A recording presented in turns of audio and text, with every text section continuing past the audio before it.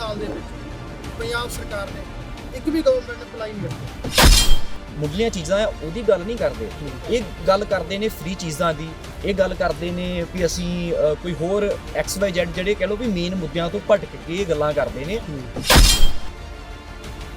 ਹਰ ਇੱਕ ਪਾਰਟੀ ਕਹਿੰਦੀ ਅਸੀਂ ਫ੍ਰੀ ਦੇਵਾਂਗੇ, ਫ੍ਰੀ ਵਾਲਾ ਪੈਸਾ ਕਿੱਥੋਂ ਆਊ?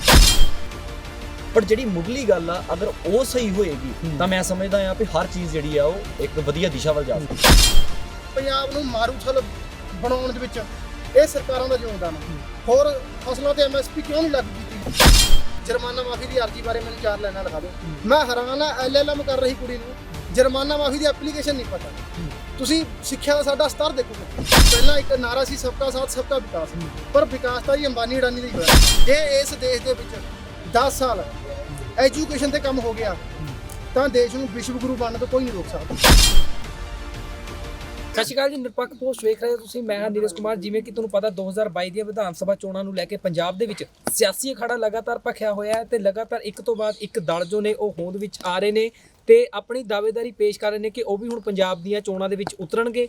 ਅੱਜ ਤੁਹਾਨੂੰ ਦੱਸ ਦਈਏ ਕਿ ਪੰਜਾਬ ਕਿਸਾਨ ਦਲ ਜੋ ਕਿ ਪੰਜਾਬ ਦੇ ਵਿੱਚ ਜੋ ਹੁਣ ਇਲੈਕਸ਼ਨ ਹੋਣ ਵਾਲੀ ਹੈ ਉਸ ਦੇ ਵਿੱਚ 117 ਸੀਟਾਂ ਦੇ ਉੱਤੇ ਉਮੀਦਵਾਰ ਉਤਾਰਨ ਵਾਲਾ ਹੈ ਤੇ ਉਸ ਦੇ ਕੁਝ ਕਿਸਾਨ ਜੋ ਕਿਹਾ ਜਾ ਸਕਦਾ ਕਿ ਪੰਜਾਬ ਕਿਸਾਨ ਦਲ ਦੇ ਯੂਥ ਦੇ ਆਗੂ ਸਾਡੇ ਨਾਲ ਇਸ ਸਮੇਂ ਮੌਜੂਦ ਨੇ ਕਿ ਆਖਿਰ ਉਹ ਪੰਜਾਬ ਦੀ ਜਵਾਨੀ ਦੇ ਲਈ ਕੀ ਕੁਝ ਕਰਨ ਵਾਲੇ ਨੇ, ਕਿਸ ਤਰੀਕੇ ਦਾ ਰੋਡ ਮੈਪ ਹੈ ਕਿ ਕਿਸ ਤਰੀਕੇ ਦੇ ਨਾਲ ਉਹਨਾਂ ਦੇ ਕੋਲ ਜਿਹੜੀ ਪੰਜਾਬ ਦੀ ਜਨਤਾ ਦੇ ਵਿੱਚ ਜਾਣਾ ਹੈ, ਕੀ ਮੈਨੀਫੈਸਟੋ ਜੋ ਹੈ ਉਹ ਲੈ ਕੇ ਜਾਣਗੇ। ਸਾਡੇ ਨਾਲ ਇਸ ਸਮੇਂ ਮੌਜੂਦ ਨੇ ਅੰਮ੍ਰਿਤ ਜੀ ਤੇ ਇਸ ਤੋਂ ਇਲਾਵਾ ਸਿਮਰਨਜੀਤ ਸਿੰਘ ਮਾਨ ਵੀ ਸਾਡੇ ਨਾਲ ਮੌਜੂਦ ਨੇ। ਉਹਨਾਂ ਦੇ ਨਾਲ ਗੱਲਬਾਤ ਕਰਦੇ ਆ ਕਿ ਆਖਿਰ ਕਿਸ ਤਰੀਕੇ ਦੇ ਨਾਲ ਭਾਜੀ ਕਿਵੇਂ ਦੇਖਦੇ ਹੋ ਹੁਣ ਚੋਣਾਂ ਹੋਣ ਵਾਲੀਆਂ ਨੇ, ਯੂਥ ਦੇ ਹੋ ਤੁਸੀਂ, ਯੂਥ ਨੂੰ ਰਿਪਰੈਜ਼ੈਂਟ ਕਰਦੇ ਹੋ ਇੱਕ ਵੱਡੇ, ਕਿਵੇਂ ਜਾਓਗੇ ਹੁਣ ਮੈਦਾਨ ਦੇ ਵਿੱਚ? ਵਾਹਿਗੁਰੂ ਜੀ ਕਾ ਖਾਲਸਾ, ਵਾਹਿਗੁਰੂ ਜੀ ਕੀ ਫਤਿਹ। ਪਹਿਲਾਂ ਤਾਂ ਮੈਂ ਆਪਣੇ ਬਾਰੇ ਜਾਣਕਾਰੀ ਦੇ ਦਾਂ। ਇੰਜੀਨੀਅਰ ਅਮਰਤਵੀਰ ਸਿੰਘ ਭੱਲ ਮਾਜਰਾ, ਮੈਂ ਹਲਕਾ ਸ਼੍ਰੀ ਫਤਿਹਗੜ੍ਹ ਸਾਹਿਬ ਤੋਂ ਪੰਜਾਬ ਕਿਸਾਨ ਦਲ ਪਾਰਟੀ ਦਾ ਉਮੀਦਵਾਰ ਹਾਂ ਤੇ SC ਸੈੱਲ ਪੰਜਾਬ ਸਟੇਟ ਦਾ ਪ੍ਰੈਜ਼ੀਡੈਂਟ ਵੀ ਹਾਂ ਤੇ ਮੈਂ ਸਟੂਡੈਂਟ ਸੰਘਰਸ਼ ਦੀ ਗੱਲ ਕਰਦਾ।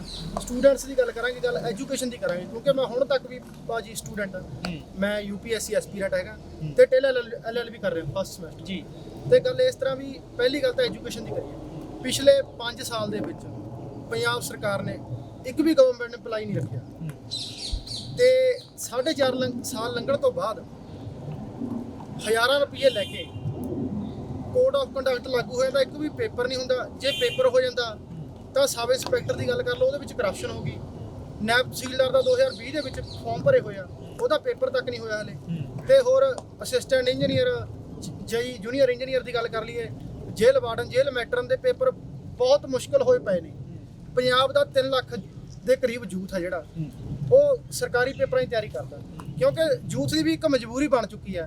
ਸਰਕਾਰ ਹੋਰ ਇੰਪਲੋਇਮੈਂਟ ਕਿਸੇ ਪ੍ਰਕਾਰ ਨਾਲ ਪੈਦਾ ਨਹੀਂ ਕਰ ਰਹੀ, ਇਸ ਕਰਕੇ ਯੂਥ ਚਾਹੁੰਦਾ ਵੀ ਅਸੀਂ ਸਰਕਾਰੀ ਨੌਕਰੀ ਦੇ ਅਧੀਨ ਆਈਏ, ਸਾਰੀ ਉਮਰ ਥੋੜਾ ਅਸੀਂ ਸਕੂਨ ਚ ਰਹਾਂਗੇ, ਸਾਡੀ ਸੋਸ਼ਲ ਸਿਕਿਉਰਿਟੀ ਹੋ ਸਕਦੀ ਆ। ਤੇ ਗੱਲ ਐਜੂਕੇਸ਼ਨ ਦੀ ਹੈ। ਹੁਣ ਦੂਜੀਆਂ ਰਵਾਇਤੀ ਪਾਰਟੀਆਂ ਕੀ ਕਰਦੀਆਂ ਨੇ, ਸਾਨੂੰ ਕਹਿੰਦੀਆਂ ਨੇ ਅਸੀਂ SC ਲਈ ਆ ਕਰਾਂਗੇ, BC ਲਈ ਆ ਕਰਾਂਗੇ, SC ਲਈ ਆ ਸਕੀਮਾਂ। ਤੁਸੀਂ ਘੱਟੋ ਘੱਟ ਹੁਣ ਅਸੀਂ ਪੰਜਾਬ ਦੇ ਵਿੱਚ ਮੋਦੀ ਸਰਕਾਰ ਦੇ ਖਿਲਾਫ ਐਡਾ ਸੰਘਰਸ਼ ਜਿੱਤ ਕੇ ਆਏ ਆ। ਸਾਡਾ ਜਿੱਤਣ ਦਾ ਸਿਰਫ ਇੱਕੋ ਇੱਕ ਮੇਨ ਜੋ ਰਿਹਾ ਕੰਮ ਵੀ ਸਾਡੀ ਏਕਤਾ ਰਹੀ ਹੈ, ਕਿਸਾਨ ਮਜ਼ਦੂਰ ਏਕਤਾ ਜਿੰਦਾਬਾਦ। ਪਰ ਇਹਨਾਂ ਨੇ ਕਿਸਾਨ ਮਜ਼ਦੂਰ ਏਕਤਾ ਦੇ ਵਿੱਚ ਜੋ ਹੁਣ ਪਾੜ ਪਾਉਣਾ ਸ਼ੁਰੂ ਕਰ ਦਿੱਤਾ, SC ਨੂੰ ਅਸੀਂ ਆਹ ਦੇ ਰਹੇ ਹਾਂ ਬੈਨੀਫਿਟ, ਕਿਸਾਨ ਲਈ ਆਹ ਬੈਨੀਫਿਟ ਦੇ ਰਹੇ ਹਾਂ, ਤਾਂ ਉਹ ਮੇਰਾ ਖਿਆਲ ਹੈ ਕਾਸਟਿਜ਼ਮ ਨੂੰ ਪ੍ਰਮੋਟ ਕਰਨ ਵਾਲੀ ਗੱਲ ਹੈ।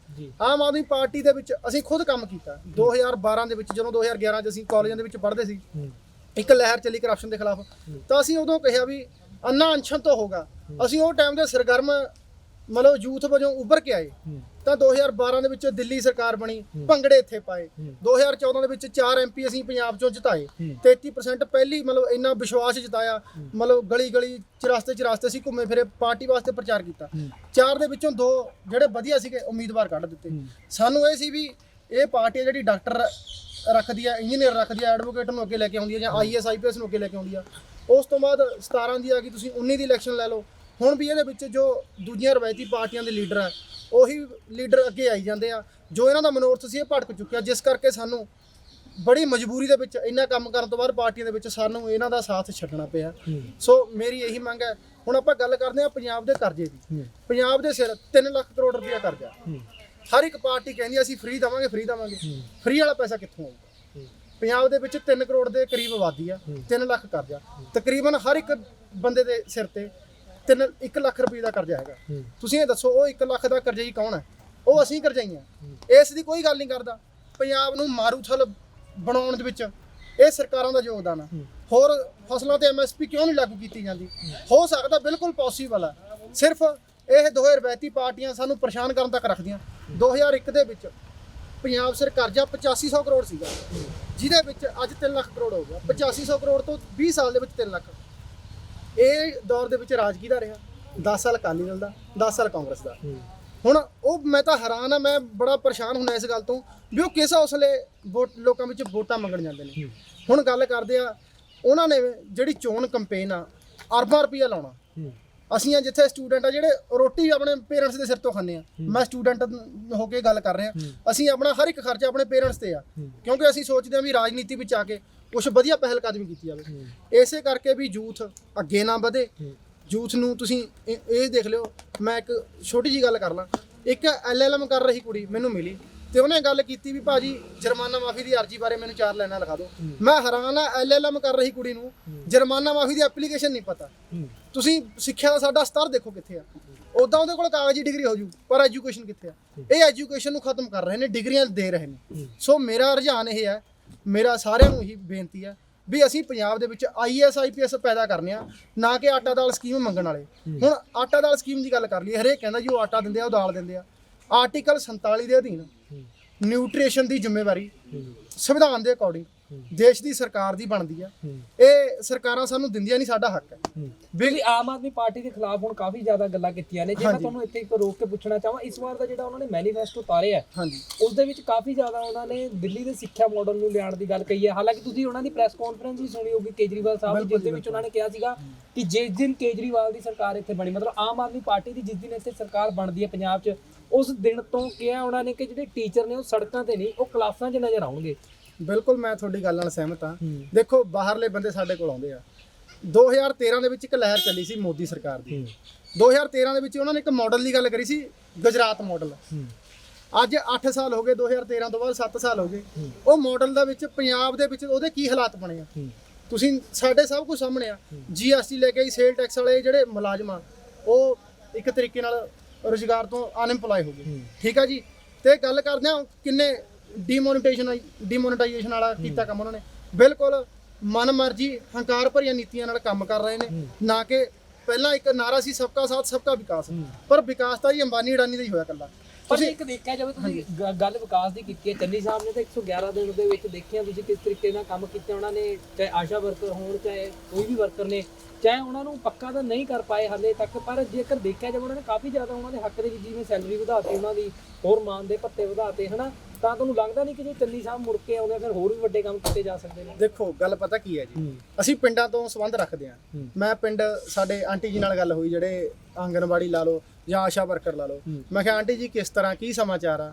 ਉਹ ਕਹਿੰਦੇ ਬੇਟੇ ਸਾਨੂੰ ਇਹ ਗੱਲ ਕਹੀ ਜਾਂਦੀ ਆ ਵੀ ਇਸ ਵਾਰ ਸਾਨੂੰ ਵੋਟਾਂ ਪਾਓ, ਤੁਹਾਨੂੰ ਪੱਕਾ ਕਰ ਦਾਂਗੇ। ਮੈਂ ਕਿਹਾ 20 ਸਾਲ ਤੋਂ ਇਹੀ ਗੱਲਾਂ ਸੁਣਦੇ ਆ ਰਹੇ ਹਾਂ। ਜਦੋਂ ਸਰਕਾਰ ਦੇ ਵਿੱਚ ਸੀਗੇ ਪੱਕਾ ਉਦੋਂ ਕਰਦੇ। ਹੁਣ 36000 ਨੌਕਰੀਆਂ ਦੀ ਗੱਲ ਕਰ ਰਹੇ ਨੇ।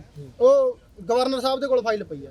ਉਹ ਮਤਲਬ ਮੇਰੀ ਕਿਤੇ ਕੋਈ ਜਾਣ ਪਛਾਣ ਆ, ਮੈਨੂੰ ਕਿਤੇ ਕੋਈ ਲਵਾ ਦਿੰਦਾ। ਠੀਕ ਹੈ ਜੀ। ਮੈਂ ਅੱਜ ਸਰਗਰਮਾ ਥੋੜਾ ਜਿਹਾ, ਮੈਂ ਕਹਿ ਦਿੰਦਾ ਮੈਂ ਚਲੋ ਤੁਹਾਨੂੰ ਇਸ ਪੱਤਰਕਾਰੀ 'ਚ ਲਵਾ ਦਿੰਦਾ, ਕਿਤੇ ਉੱਥੇ ਲਵਾ ਦਿੰਦਾ, ਸਾਡੀ ਜਾਣ ਪਛਾਣ ਆ। ਹੁਣ ਜੇ ਤੁਸੀਂ ਕਹੋ ਵੀ ਉਸ ਤਰੀਕੇ ਨਾਲ ਸਿਫਾਰਸ਼ੀ ਬੰਦੇ ਸਰਕਾਰੀ ਇੰਪਲਾਈ ਬਣ ਜਾਣ ਤੇ ਲੱਖਾਂ ਰੁਪਈਆ ਫੀਸ ਦਾ ਇਕੱਠਾ ਕਰਕੇ ਜਿਨ੍ਹਾਂ ਦਾ ਹੱਕ ਬਣਦਾ ਉਹਨੂੰ ਹੱਕ ਨਾ ਮਿਲੇ, ਤਾਂ ਫਿਰ ਇਹ ਤਾਂ ਨਾ ਇਨਸਾਫੀ ਹੈ ਨਾ। ਹੁਣ ਇਹ ਸਾਰਾ ਠੀਕਰਾ ਜਿਹੜਾ ਇਹ ਗਵਰਨਰ ਸਾਹਿਬ ਤੇ ਭੰਨ ਦਿੱਤਾ ਵੀ ਗਵਰਨਰ ਸਾਹਿਬ ਨਹੀਂ ਕਰ ਰਹੇ, ਸੈਂਟਰ ਸਰਕਾਰ BJP ਦੀ ਆ। ਦੇਖੋ ਇਹਨਾਂ ਦੀ ਸਾਰਿਆਂ ਦੀ ਮਿਲੀ ਭੁਗਤਾ, ਪੰਜਾਬ ਵਾਸਤੇ ਕਿਸੇ ਨੇ ਕੁਝ ਨਹੀਂ ਕੀਤਾ ਹਾਲੇ ਤੱਕ। ਯੂਥ ਨੂੰ ਅੱਗੇ ਆਉਣਾ ਚਾਹੀਦਾ। ਚਲੋ ਇਹ ਤਾਂ ਆਰੋਪ ਲੱਗ ਗਿਆ। ਹੁਣ ਤੁਹਾਡੇ ਕੋਲ ਜਿਹੜਾ ਪੰਜਾਬ ਕਿਸਾਨ ਦਲ ਹੈ, ਤੁਸੀਂ ਯੂਥ ਦੇ ਨਾਲ ਸੰਬੰਧੀ ਹੋ। ਹਾਂਜੀ। ਪੰਜਾਬ ਕਿਸਾਨ ਦਲ ਯੂਥ ਦੀ ਕੀ ਕਰ ਰਿਹਾ ਪੰਜਾਬ ਵਿੱਚ? ਦੇਖੋ ਪਹਿਲੀ ਗੱਲ ਤਾਂ ਮੈਂ ਐਜੂਕੇਸ਼ਨ ਨੂੰ ਸਮਰਪਿਤ, ਮੈਂ ਆਪਣੀ ਸਾਰੀ ਜ਼ਿੰਦਗੀ ਐਜੂਕੇਸ਼ਨ ਨੂੰ ਸਮਰਪਿਤ ਕਰਨੀ ਹੈ। ਐਜੂਕੇਸ਼ਨ ਨੂੰ ਉਤਸ਼ਾਹਿਤ ਕਰਨਾ, ਐਜੂਕੇਸ਼ਨ ਨੂੰ ਪ੍ਰਮੋਟ ਕਰਨਾ। ਮੈਂ ਤਾਂ UPSC ਐਸਪੀਰੈਂਟ ਰਿਹਾ, ਮੈਂ ਤੁਹਾਨੂੰ ਪਹਿਲਾਂ ਦੱਸ ਕੇ ਹਟਿਆ। ਮੇਰੀ ਸੋਚ ਆ ਵੀ ਪੰਜਾਬ 'ਚ 93 ਤਹਿਸੀਲਾਂ ਨੇ, 93 ਤਹਿਸੀਲ ਨੇ। ਉਹਨਾਂ ਵਿੱਚ ਇੱਕ ਲਾਇਬ੍ਰੇਰੀ ਹੋਊਗੀ ਜਿਹਦੇ ਵਿੱਚ ਆਪਾਂ UPSC ਦਾ ਸਿਲੇਬਸ ਰੱਖਾਂਗੇ, ਵਾਈਫਾਈ ਸਿਸਟਮ ਹੋਊਗਾ, ਉੱਥੇ UPSC ਤਿਆਰੀ ਕਰ ਸਕਣਗੇ। ਦੇਖੋ ਜੇ ਇੱਕ ਪਰ ਇਹ ਗੱਲ ਤਾਂ ਚੰਨੀ ਸਾਹਿਬ ਨੇ ਵੀ ਕਹਿਤੀ ਉਸ ਦਿਨ ਕਿ ਕੰਪੀਟੀਟਿਵ ਐਗਜ਼ਾਮ ਦੀ ਤਿਆਰੀ ਕਰਵਾਵਾਂਗੇ, ਸਰਕਾਰ ਦੁਆਰਾ ਤੋਂ ਆਉਂਦੀ ਹੈ। ਜੇ ਇਸ ਤੋਂ ਇਲਾਵਾ IELTS ਵੀ ਕਰਵਾਉਣਗੇ, ਉਹ ਸਕਿੱਲ ਸੈਂਟਰ ਖੋਲਣਗੇ, ਉਹ ਤਾਂ ਪਹਿਲਾਂ ਹੀ ਐਲਾਨ ਕਰ ਚੁੱਕੇ ਨੇ। ਦੇਖੋ ਭਾਜੀ ਇੱਕ ਸਿੰਪਲ ਜੀ ਗੱਲ ਹੈ, ਜੇ ਇੱਕ ਬੱਸ ਕਿਸੇ ਆਮ ਬੰਦੇ ਨੂੰ ਕੁਚਲ ਕੇ ਚਲੀ ਜਾਂਦੀ ਹੈ, ਸਮਝੋ ਗੱਲ ਨੂੰ, ਬੜੇ ਤਰਕ ਦੇ ਆਧਾਰ ਨਾਲ ਗੱਲ ਕਰਦਾ, ਤਾਂ ਉਹਦੇ ਵਿੱਚ ਇਕੱਲੇ ਡਰਾਈਵਰ ਦਾ ਕਸੂਰ ਨਹੀਂ ਹੈ। ਉਹਦੇ ਵਿੱਚ ਜਿੰਨੇ 50 ਬੰਦੇ 60 ਬੰਦੇ ਵਿੱਚ ਬੈਠੇ ਆ, ਉਹਨਾਂ ਦਾ ਬਰਾਬਰ ਦਾ ਕਸੂਰ ਆ, ਇਕੱਲੇ ਡਰਾਈਵਰ ਦਾ ਕਸੂਰ ਨਹੀਂ। ਇਹਨਾਂ ਨੇ ਤਾਂ ਹੁਣ ਸਾਰਾ ਠੀਕ ਕਰਾ ਜੋ ਸਰਦਾਰ ਕੈਪਟਨ ਅਮਰਿੰਦਰ ਸਿੰਘ ਸਾਹਿਬ ਤੇ ਭੰਨਤਾ ਵੀ ਉਹਨਾਂ ਨੇ ਕੁਝ ਨਹੀਂ ਕੀਤਾ। ਬਈ ਤੁਸੀਂ ਉਦੋਂ ਕਿੱਥੇ ਸੀ? 3 ਮਹੀਨੇ ਪਹਿਲਾਂ ਤੁਸੀਂ ਰੌਲਾ ਲਾ ਕੇ ਪਾਉਣ ਕੈਪਟਨ ਸਾਹਿਬ ਨੇ ਕੁਝ ਨਹੀਂ ਕੀਤਾ, ਕੈਪਟਨ ਸਾਹਿਬ ਨੇ ਕੁਝ ਨਹੀਂ ਕੀਤਾ, ਉਦੋਂ ਤੁਸੀਂ ਕਿੱਥੇ ਸੀ? ਪੌਣੇ 5 ਸਾਲ ਤੁਸੀਂ ਚੁੱਪ ਕਰਕੇ ਆਪਣੀਆਂ ਸਿਆਸੀ ਰੋਟੀਆਂ ਸੇਕਦੇ ਰਹੇ। ਜਦੋਂ ਪਤਾ ਲੱਗ ਗਿਆ ਵੀ ਹੁਣ ਸਾਡੀ ਸਰਕਾਰ ਨਹੀਂ ਆਉਣੀ, ਸਾਰਾ ਠੀਕ ਕਰਾ ਕੈਪਟਨ ਸਾਹਿਬ ਤੇ ਪਾਉਂਦਾ। ਅਸੀਂ ਜੋ 17 ਦੇ ਵਿੱਚ ਸਰਕਾਰ ਆਈ, ਕੈਪਟਨ ਸਾਹਿਬ ਦੇ ਇੱਕ ਝੂਠੀ ਸਹੁੰ ਕਰਕੇ ਆਈ। ਇਹ ਗੱਲ ਨੂੰ ਤੁਸੀਂ ਕੋਈ ਅੱਤ ਕਥਨੀ ਨਹੀਂ, ਤੁਸੀਂ ਸਾਰੇ ਸਹਿਮਤ ਹੋ। ਉਹਨਾਂ ਨੇ ਇਸ ਪ੍ਰਕਾਰ ਨਾਲ ਪੰਜਾਬ ਦਾ ਵਿਸ਼ਵਾਸ ਜਿੱਤਿਆ ਗੁਟਕਾ ਸਾਹਿਬ ਦੀ ਸਹੁੰ ਚੱਕ ਕੇ। ਤਾਂ ਇਹ ਗੱਲ ਆ ਵੀ ਸਾਰਾ ਠੀਕ ਕਰਾ ਉਹਨਾਂ ਦੇ ਭੰਨ ਕੇ ਦੁਬਾਰਾ ਸਰਕਾਰ ਵਿੱਚ ਕਾਂਗਰਸ ਪਾਰਟੀ ਆਉਣਾ ਚਾਹੁੰਦੀ ਆ। ਦਲਿਤ ਚਿਹਰੇ ਨੂੰ ਮੂਹਰੇ ਕਰਕੇ, ਸੀਐਮ ਸਾਹਿਬ ਚੰਨੀ ਸਾਹਿਬ ਦਾ ਚਿਹਰਾ ਮੂਹਰੇ ਕਰਕੇ ਉਹ 38% ਜਿਹੜੀ ਵੋਟਰ ਹੈ ਉਹਨੂੰ ਸੰਘੀਲਣਾ ਚਾਹੁੰਦੀ ਆ ਆਪਣੇ ਪਾਸੇ, ਆਪਣੇ ਪੰਜਾਬ ਕਿਸਾਨ ਦਲ ਹੁਣ ਯੂਥ ਲਈ ਕੀ ਕਰਨ ਵਾਲਾ, ਉਹਦਾ ਬਾਰੇ ਆਪਾਂ ਗੱਲ ਕਰਦੇ ਸੀ ਨਾ। ਪੰਜਾਬ ਕਿਸਾਨ ਦਲ ਐਜੂਕੇਸ਼ਨ ਨੂੰ ਪ੍ਰਮੋਟ ਕਰੂ। ਪਹਿਲੀ ਗੱਲ ਤਾਂ ਜੀ ਜੋ ਮੈਂ ਤੁਹਾਨੂੰ ਏਜੰਡੇ ਦੱਸਿਆ, ਬਿਲਕੁਲ ਪ੍ਰਧਾਨ ਜੀ ਨਾਲ ਜਾਂ ਮੇਰੀ ਸਭ ਤੋਂ ਪਹਿਲੀ ਮੀਟਿੰਗ ਹੋਈ, ਮੈਂ ਕਿਹਾ ਜੀ ਮੈਂ ਸਟੂਡੈਂਟ ਸੰਘਰਸ਼ ਚਲਾਉਂਦਾ ਰਿਹਾ, ਮੈਂ ਇਕੱਲਾ ਬੰਦਾ ਸੀ ਸਰਕਾਰ ਖਿਲਾਫ, ਮੈਂ ਇਕੱਲਾ ਹੀ ਬੋਲਦਾ ਰਿਹਾ। ਐਜੂਕੇਸ਼ਨ ਦੇ ਮੇਰੇ ਇਹ ਏਜੰਡੇ ਨੇ। ਉਹ ਕਹਿੰਦੇ ਬਿਲਕੁਲ ਸਾਡੇ ਵੀ ਇਹੀ ਏਜੰਡੇ ਨੇ। ਤਾਂ ਸਾਡਾ ਇੱਕ ਤਾਲਮੇਲ ਬਣਿਆ, ਸਾਡਾ ਵਿਚਾਰ ਮਿਲਿਆ, ਤਾਂ ਆਪਾਂ ਇਹ ਪਾਰਟੀ ਜੁਆਇਨ ਕੀਤੀ। ਠੀਕ ਹੈ ਜੀ। ਤੇ ਐਜੂਕੇਸ਼ਨ ਲਈ ਅਸੀਂ ਇਹ ਕੁਝ ਕਰਾਂਗੇ। ਤੇ ਦੂਸਰੀ ਗੱਲ, ਚਾਈਨਾ ਦੇ ਮਾਡਲ ਦੀ ਗੱਲ ਕਰਦੇ ਆਪਾਂ। ਠੀਕ ਹੈ, ਇਹ ਤਾਂ ਗੱਲਾਂ ਵਾਲੇ ਮਾਡਲ ਨੇ। ਇੱਥੇ ਚਾਈਨਾ ਕੀ ਕਰਦੀ ਹੈ ਜੀ, ਆਪਣੇ ਜਿਹੜੇ ਸਟੂਡੈਂਟ ਨੇ ਉਹਨਾਂ ਨੂੰ ਸਕਾਲਰਸ਼ਿਪ ਦੇ ਅਮਰੀਕਾ ਵਿੱਚ ਭੇਜਦੀ ਆ। ਤੁਸੀਂ ਇੰਡੈਕਸ ਰਿਪੋਰਟ ਪੜ੍ਹ ਕੇ ਦੇਖਿਓ, ਸਭ ਤੋਂ ਵੱਧ ਜਿਹੜੇ ਫੋਰਨ ਦੇਸ਼ਾਂ 'ਚ ਜਾਂਦੇ ਨੇ ਉਹ ਚਾਈਨੀਜ਼ ਨੇ। ਉਹ ਪੂਰੇ ਦੇਸ਼ਾਂ ਦੇ ਇਸ ਤਰੀਕੇ ਨਾਲ ਆਪਣਾ ਐਜੂਕੇਟਡ ਬੱਚਿਆਂ ਨੂੰ ਭੇਜ ਕੇ ਪੂਰੇ ਦੇਸ਼ਾਂ ਤੇ ਕਬਜ਼ਾ ਕਰਨ ਦੀ ਫਿਰਾਕ 'ਚ ਨੇ। ਅਸੀਂ ਵੀ ਪੰਜਾਬ ਦੇ ਯੂਥ ਨੂੰ ਐਜੂਕੇਸ਼ਨ ਦੇ ਲਈ ਬਾਹਰ ਭੇਜਾਂਗੇ। ਬਾਹਰ ਉਹ ਇਸ ਤਰੀਕੇ ਨਾਲ ਵੀ 2 ਸਾਲ 3 ਸਾਲ ਕੰਮ ਕਰਨਗੇ, ਪੰਜਾਬ ਆ ਕੇ ਕੰਮ ਕਰਨਗੇ, ਸਿਸਟਮ ਸੈੱਟ ਹੋ ਜੂ ਉਹਨਾਂ ਦਾ, ਪੰਜਾਬ ਵਾਸਤੇ ਕੰਮ ਕਰਨਗੇ ਬਾਅਦ ਵਿੱਚ, ਤੇ ਉੱਥੇ ਜਾ ਕੇ ਵਧੀਆ ਸੈਟਲ ਕਰ ਸਕਦੇ ਆ। ਅੱਜ ਵੀ ਏਅਰਟੈਲ ਕੰਪਨੀ ਕਹਿ ਲਓ ਜਾਂ ਤੁਸੀਂ ਬਿਲ ਗੇਟਸ ਦੀ ਕੰਪਨੀ ਕਹਿ ਲਓ ਜਾਂ ਆਈਫੋਨ ਦੀ ਕੰਪਨੀ ਕਹਿ ਲਓ, 30% ਉੱਥੇ ਭਾਰਤੀ ਨੇ। ਜੇ ਅਸੀਂ ਆਪਣਾ ਐਜੂਕੇਟ ਡਿਵੈਲਪਮੈਂਟ ਸਕਿੱਲ ਦੀ ਗੱਲ ਕਰਦੇ ਆ, ਯੂਥ ਨੂੰ ਦੇਵਾਂਗੇ, ਤਾਂ ਅਸੀਂ ਯੂਥ ਨੂੰ ਅੱਗੇ ਪ੍ਰਮੋਟ ਕਰ ਸਕਦੇ ਆ। ਇੱਕੋ ਇੱਕ ਰਸਤਾ ਯੂਥ ਨੂੰ ਐਜੂਕੇਟ ਕਰਨਾ ਪੈਣਾ। ਜੇ ਇਸ ਦੇਸ਼ ਦੇ ਵਿੱਚ 10 ਸਾਲ ਐਜੂਕੇਸ਼ਨ ਤੇ ਕੰਮ ਹੋ ਗਿਆ ਤਾਂ ਦੇਸ਼ ਨੂੰ ਵਿਸ਼ਵ ਗੁਰੂ ਬਣਨ ਤੋਂ ਕੋਈ ਨਹੀਂ ਰੋਕ ਸਕਦਾ। ਇਕੱਲੇ ਪੰਜਾਬ ਦੀ ਗੱਲ ਨਹੀਂ ਕਰਦੇ, ਦੇਸ਼ ਦੀ ਗੱਲ ਇਹਨਾਂ ਤੋਂ ਵੀ ਲੈ ਲਈ। ਇਹਨਾਂ ਨੇ ਇਨਫਰਾਸਟ੍ਰਕਚਰ ਬਾਰੇ ਤੁਸੀਂ ਗੱਲ ਕੀਤੀ ਅੰਦਰ ਕਿ ਪੰਜਾਬ ਕਿਸਾਨ ਦਲ ਕੋਲ ਇਨਫਰਾਸਟ੍ਰਕਚਰ ਹੈ, ਤੁਸੀਂ ਮਜ਼ਬੂਤ ਪੇਸ਼ ਕੀਤਾ। ਤੁਹਾਨੂੰ ਲੱਗਦਾ ਕਿ ਪੰਜਾਬ ਦੇ ਵਿੱਚ ਉਹਨੂੰ ਆਸਾਨੀ ਨਾਲ ਲਾਗੂ ਕੀਤਾ ਜਾ ਸਕਦਾ? ਨਹੀਂ ਸਰ, ਦੇਖੋ ਔਖਾ ਕੁਛ ਨਹੀਂ ਆ। ਮੈਂ ਤਾਂ ਇਹੀ ਗੱਲ ਕਹਾਂਗਾ ਵੀ ਕੋਈ ਵੀ ਮੁੱਢਲੀ ਚੀਜ਼ ਆ ਉਹਦੀ ਜਿਹੜੀ ਜ਼ਰੂਰਤ ਹੁੰਦੀ ਆ ਉਹ ਇਨਫਰਾਸਟ੍ਰਕਚਰ ਹੀ ਹੁੰਦੀ ਆ। ਹੁਣ ਤੁਸੀਂ ਉਦਾਹਰਨ ਦੇ ਤੌਰ ਤੇ ਦੇਖ ਲਓ ਵੀ ਅੱਜ ਅਸੀਂ ਜਿੱਦਾਂ ਇਕੱਠੇ ਹੋਏ ਆ ਇੱਥੇ, ਸਾਡੇ ਕੋਲ ਅੱਜ ਚੰਡੀਗੜ੍ਹ ਪ੍ਰੈਸ ਕਲੱਬ ਸੀਗਾ, ਇਨਫਰਾਸਟ੍ਰਕਚਰ ਸੀਗਾ, ਤੇ ਅਸੀਂ ਇੰਟਰਵਿਊ ਕਰ ਪਾ ਰਹੇ ਆ। ਆਪਣੀ ਗੱਲ ਜਿਹੜੀ ਆ ਤੁਹਾਡੇ ਮੀਡੀਆ ਤੱਕ ਲੋਕਾਂ ਤੱਕ ਪਹੁੰਚੇਗੀ। ਸੋ ਅਗਰ ਸਾਡੇ ਕੋਲ ਬੇਸਿਕ ਚੀਜ਼ਾਂ ਹੀ ਨਹੀਂ ਹੋਣਗੀਆਂ, ਅਸੀਂ ਡਿਵੈਲਪਮੈਂਟ ਦੀ ਗੱਲ ਨਹੀਂ ਕਰ ਸਕਦੇ। ਠੀਕ ਹੈ, ਇਦਾਂ ਹੀ ਹਾਲ ਪਿੰਡਾਂ 'ਚ ਆ। ਅਗਰ ਪਿੰਡਾਂ ਦੇ ਸਕੂਲ ਜਿਹੜੇ ਆ ਚਲੋ ਹੈਗੇ ਨੇ, ਪਰ ਕਹਿ ਲਓ ਵੀ ਹੁਣ ਨਾ ਮਾਤਰ ਹੋ ਚੁੱਕੇ ਨੇ, ਕਿਉਂਕਿ ਉਹ ਸਾਰੇ ਉਹਨਾਂ ਦੇ ਉੱਤੇ ਕੋਈ ਉਹਨਾਂ ਦੀ ਮੇਨਟੇਨੈਂਸ ਨਹੀਂ ਆ। ਉਹਨਾਂ ਦੀ ਜਿਹੜੀ ਤਾਦਾਦ ਆ ਬੱਚਿਆਂ ਦੀ ਉਹ ਵੀ ਘਟ ਚੁੱਕੀ ਆ। ਉਹ ਇਸ ਕਰਕੇ ਘਟ ਚੁੱਕੀ ਆ ਵੀ ਇਨਫਰਾਸਟ੍ਰਕਚਰ ਉੱਤੇ ਕਿਸੇ ਦਾ ਇੰਫੋਸਿਸ ਨਹੀਂ ਹੈਗਾ। ਕੋਈ ਪੈਸੇ ਅਗਰ ਆ ਰਹੇ ਆ ਪ੍ਰੋਪਰ ਚੈਨਲ ਦੇ ਥਰੂ ਜਿਹੜੇ ਆ ਲੱਗ ਨਹੀਂ ਰਹੇ। ਸਿਸਟਮ ਜਿਹੜਾ ਆ ਟੋਟਲੀ ਅਨਪ੍ਰੋਫੈਸ਼ਨਲ ਹੋ ਚੁੱਕਿਆ ਆ। ਸੋ ਬੀਇੰਗ ਐਨ ਆਰਕੀਟੈਕਟ ਮੇਰੀ ਜਿਹੜੀ ਜ਼ਿੰਮੇਵਾਰੀ ਬਣਦੀ ਆ, ਜਿੱਦਾਂ ਹੁਣ ਮੇਰੀ ਡਿਊਟੀ ਲਾਈ ਆ ਗੁਰਦਾਸਪੁਰ ਤੋਂ, ਮੈਂ ਇਲੈਕਸ਼ਨ ਲੜ ਰਿਹਾ ਪੰਜਾਬ ਕਿਸਾਨ ਦਲ ਵੱਲੋਂ। ਸੋ ਅਸੀਂ ਲੋਕਾਂ ਨੂੰ ਅਵੇਅਰ ਕਰਾਂਗੇ ਵੀ ਜੋ ਬੇਸਿਕਸ ਨੀਡ ਕੀ ਨੇ, ਜਿਨ੍ਹਾਂ ਉੱਤੇ ਕਦੀ ਕੋਈ ਰਾਜਨੀਤੀ ਨਹੀਂ ਹੋਣੀ ਚਾਹੀਦੀ, ਉਹ ਕੀ ਆ? ਸਟਰੀਟ ਲਾਈਟਸ ਹੋ ਗਈਆਂ, ਰੋਡਸ ਹੋ ਗਏ, ਜਾਂ ਹੋਰ ਤੁਸੀਂ ਅਦਾਰੇ ਮੰਨ ਲਓ ਸ਼ਹਿਰ ਦੇ ਪਿੰਡ ਦੇ ਵਿੱਚ ਕੋਈ ਡਿਸਪੈਂਸਰੀ ਆ, ਚਾਹੇ ਕੋਈ ਨਰਸਰੀ ਆ, ਚਾਹੇ ਕੋਈ ਸਕੂਲ ਆ, ਉਸ ਚੀਜ਼ਾਂ ਉੱਤੇ ਕੋਈ ਰਾਜਨੀਤੀ ਹੋਣੀ ਨਹੀਂ ਚਾਹੀਦੀ। ਉਹ ਹਰ ਇੱਕ ਡੈਮੋਕ੍ਰੇਟ ਦਾ ਜਿਹੜਾ ਕਹਿ ਲਓ ਵੀ ਹੱਕ ਬਣਦਾ ਆ।